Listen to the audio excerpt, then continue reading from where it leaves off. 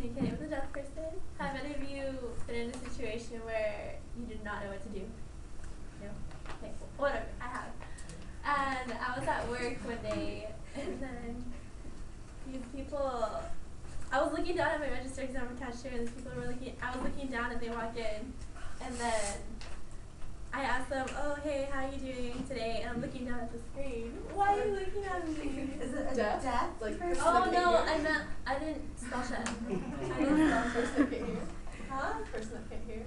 Yeah, no, deaf. I meant deaf, not deaf. I didn't spell check.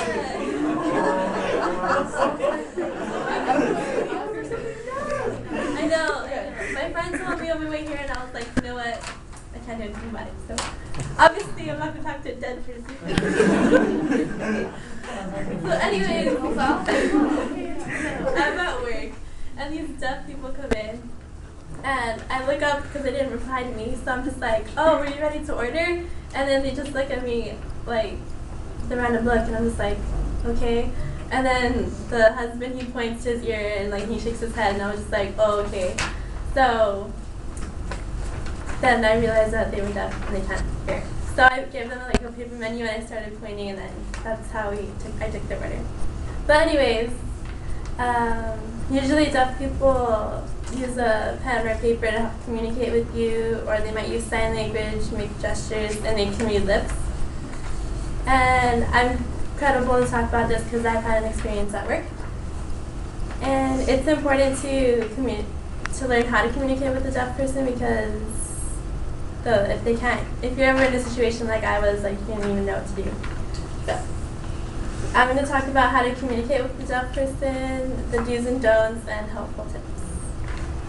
So the first step to communicating with a deaf person is through oral communication, but it's important to catch their attention, or else you're going to be basically talking to yourself or like nobody.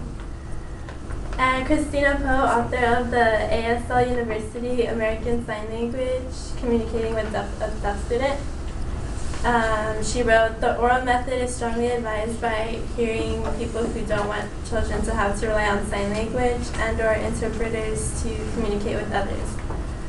And according to Poe, students are taught from early childhood to learn how to lip read and to become accustomed to speak without assistance. And the best way to really communicate with someone orally is by speaking directly to that person, so it's easy for them to read your lips, and also not to talk so fast so they can actually understand you, because they can't fully read or what you're saying by your lips. And you should also talk with a normal voice and tone, because if you shout, it can just distort your words. And the next point is you can also learn the basics of sign language, which is not that hard. Like, I learned how to do my name last night, so it's not that hard. Or you can also have an interpreter present, but the problem with having an interpreter present is that you might just keep on talking to the interpreter instead of the person, because that's who you're actually communicating with, kind of. And yeah, one effective way to communicate with a deaf student is through, oh yeah, I already said that, but it's important to keep your eyes focused on the deaf student or person, because that's who you're addressing, like I said earlier about the interpreter. And it can also be really complex communicating with them, because you're not comfortable with it because you talk differently. And it's important to keep yourself a few feet away, about 3 to 6 feet from the other person, so you can see your gestures and your face and your lips and everything. And avoid exaggerating your mouth when you're speaking, because the interpreter needs to understand and the person you're talking to needs to understand too.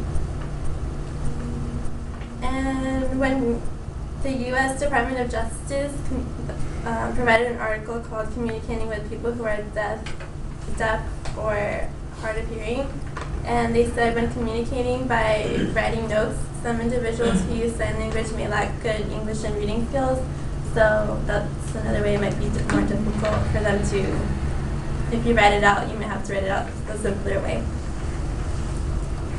And another article called Tips for Communicating with Deaf or Hard of Hearing People from the National Technical Institute for the Deaf.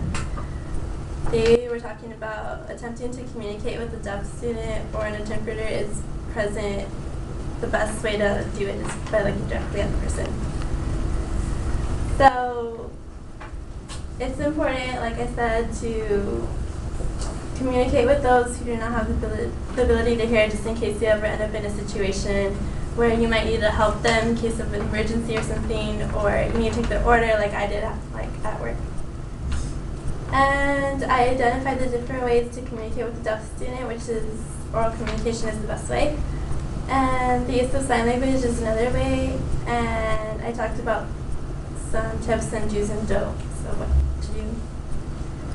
And that's it. And then I'll do my name. My name is S-A-R-A-H. So that's people.